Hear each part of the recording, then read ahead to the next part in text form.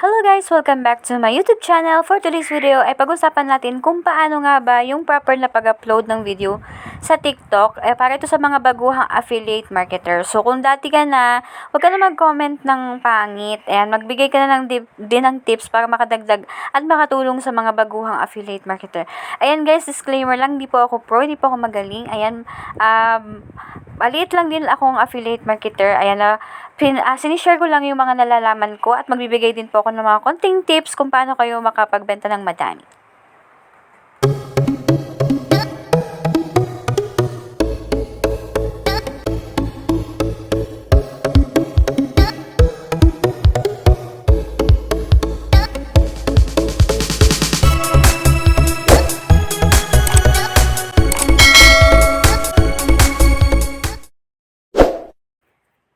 So, ayan, mag-start na tayo guys. Siyempre, dapat yung inyong video ay naka-ready na. So, tuturuan ko kayo sa mga ano lang to sa mga ulitin ko, sa mga baguhan sa pag-affiliate dito sa TikTok na hindi pa masyadong marunong kung paano mag-upload ng video sa TikTok, syempre. And, syempre, konting tips din yung mga nalalaman ko lang naman. Pero, hindi po ako pro or hindi ako magaling dahil at ituturo ko lang po sa inyo yung alam ko lang. So yan, so ready na yung ating video, naka-ready na, and syempre dapat yung inyong i-item ay naka-ready na din. So ganito. For example, okay, ready na natin. So syempre, pipili kayo nung video ninyo na naka-ready na. So, yan. So, dapat, kung meron kayong mga items na maramihan, katulad nito, i-video nyo siya ng individual. Huwag sama-sama. Para maganda siya kapag ginawa nyo na yung video. So, syempre, kasari-sariling diskarte lang yan. So, ito yung aking video. Tapos, ginagawan ko na lang siya ng voice over. So, syempre, hindi dapat masyadong mahaba para hindi naman maboboring yung inyong mga viewers. Kasi, 'di ba sa TikTok ay konti lang naman yung ating So, syempre sa TikTok kasi konti lang naman yung oras. Kasi, kapag naboring yung viewers is mag-scroll agad sila. So, yan guys. Kapag nagagawa ako, ay ginagawan ko po ng voice over yung aking video para maganda siyang panuorin. Tapos, dapat catchy din. So, minsan ginagawan ko ng ganito yung video ko na mano-mano or minsan ino-autocut ko para kasi si TikTok ay meron na siyang given or meron na siyang edit na ginagawa para sa atin. So, pipili na lang tayo ng magandang pagkaka-edit, ng magandang templates. Ayan. Katulad nito. Ayan.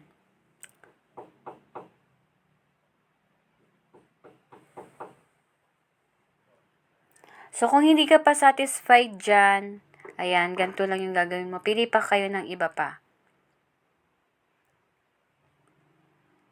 Ayan. Ayan. Kung ayaw nyo pa din, ayan, pili pa ng iba.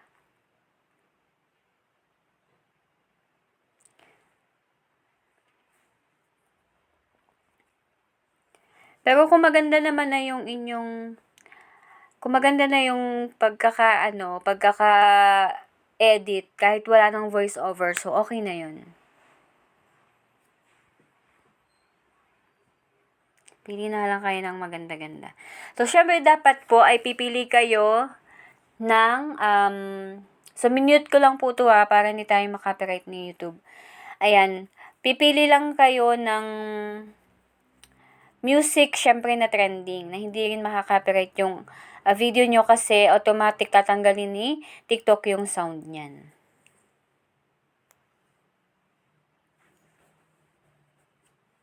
So, gaglagyan natin siya ng text dito, caption sa taas para syempre makahikayat na siya ng agad ng viewers. So, hindi ko na siya lalagyan ng voice over kasi feeling ko maganda naman na siya. And yung song na napili ko is trending naman. So, lagyan nyo lang ng catchy na caption para dun sa mismong screen ng video ninyo. For example, ito, ako minsan kasi nilagyan ko na siya ng price kasi kapag mas mura siya, mas catchy din siya. So, kunyari ito, 199 pesos only. 3 in 1. 3 in 1 set. Water tumbler. Water bottle. Ayan. Tapos, ganyan. Lagyan nyo siya ng ganyan.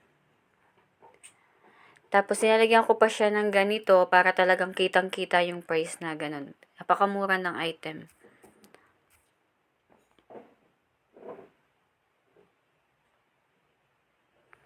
Nilalagyan ko pa siya dyan ng ganyan. Ayan. Kasi kapag may ganyan, kitang-kita yung price. And ito pa yung wait lang. Yan. Babawi na lang kayo sa pag-edit ninyo, lalo na kung yung inyong video is na-grab nyo lang or binigay lang ni seller sa inyo. Pero wag naman po kayo manggagrab ng video na naka-upload na dito kay TikTok. Tapos i-grab na, tapos i-upload nyo ng ganun lang din na hindi nyo man lang siya inedit. O wag nyo na pag hindi naman sa inyo, wag nyo na talaga siyang i-upload. Okay? Ayan, ganyan. Tapos, lagyan nyo din siya ng kung free shipping ito, lagyan nyo ng ng ganyan. Ako ganito yung diskarte ko Diskarte lang yan. Ganito yung diskarte ko. And effective naman siya for me. Nakakahikayat naman din siya talaga. Ayan. 'Di ba? Yung link ng item is naka-add na sa inyong showcase. Ayan, ito pa yung isa sa sikreto ng iba, kaya nakakarami sila din ng views, lalo na kung yung niche or yung di ba sa kapag may like for example, itong item na to is sinesearch. Para searchable siya, ganun. Ganito, 3 in 1 set, 3 in 1 set water bottle. Tapos, i-hide nyo na lang siya. Ganyan ang pag-hide, okay? Hide. Ayan. Ibabalik ko yung normal na color. Ayan. Ay, natanggal.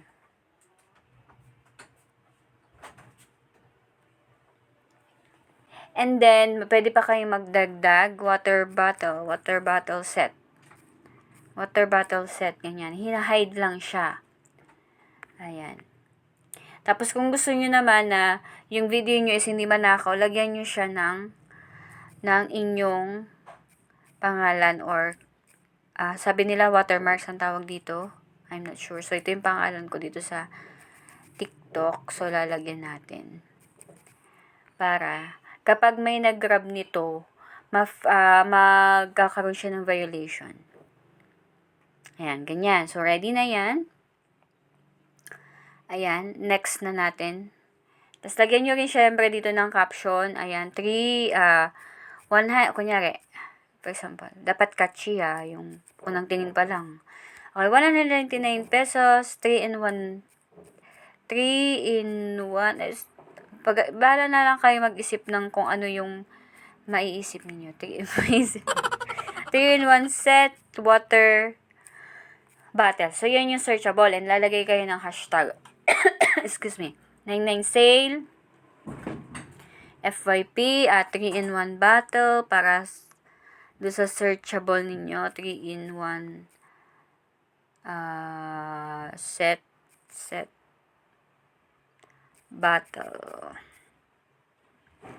bottle tumbler. Ayan. Pwede pa kayo magdagdag. Pero kasi minsan kapag sobrang dami na ng hashtags ninyo, hindi na siya maganda. Masyado na siyang parang crowded, ganun. Na pwede rin for kids, back to school, ayan. Depende na yun sa inyo. And then, syempre, i-add nyo na yung link. Ang add link is yung product. Ayan. Syempre, nag-add na kayo sa showcase nyo. Makikita nyo na yan siya dito. Ayan. Ganyan. Tapos, syempre, balik tayo. At ito, pwedeng ganyan. Pwedeng yung lagyan ng ganito buy here. Ayan. Kasi yung iba minsan, di ba, nagtatanong pa yung mga buyers na saan nabibili kahit nilagay nyo na click yellow basket. Tapos ito, ulitin ko lang make sure na yung item ninyo is, kita nyo yung stock na yan, ayan, 13.2K, ayan, madami yung stock. Kasi minsan, sorry maingay. Kasi minsan, yung product is, yung video na ginawa nyo is, hindi nyo na namamalaya na baka siya mag-trending. Yung inyong item, yung inyong product is konti na lang.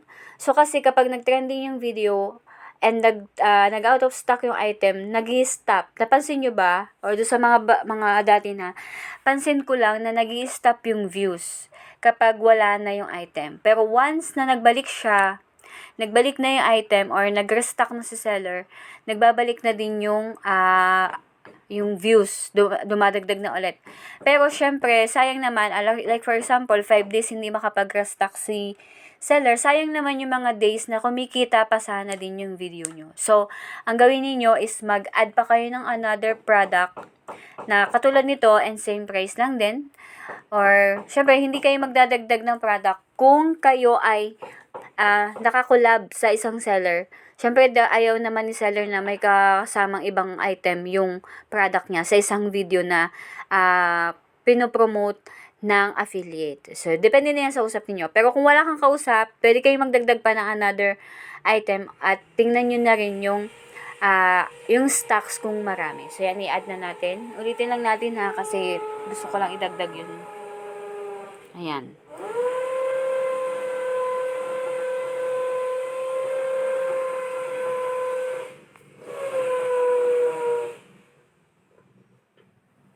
Pwedeng ganito yung pagkakalagay. Tapos, dito sa select cover, ayan, pindutin nyo din yan. Tapos, kasi makikita din yan sa searchable din. Ayan, para marami. Water bottle, 3 in 1 set. 3 in 1 set. Pwede kayong magdagdag pa. Ayan, 199 pesos only. Kasi, di ba minsan, only. Yung iba kasi, kapag may mga ganyan na hikayat silang buksan, di ba? Ganyan. So, yun. Ready na siyang i-post. Ayan. Make sure nga pala yung inyong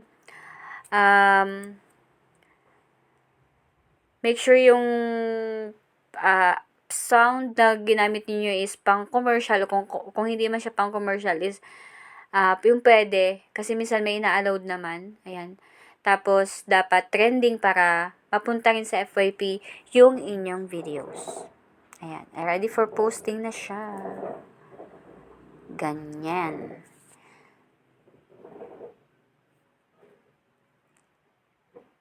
So, yan. Tingnan natin kung na-post na siya. Ayan. So, yan.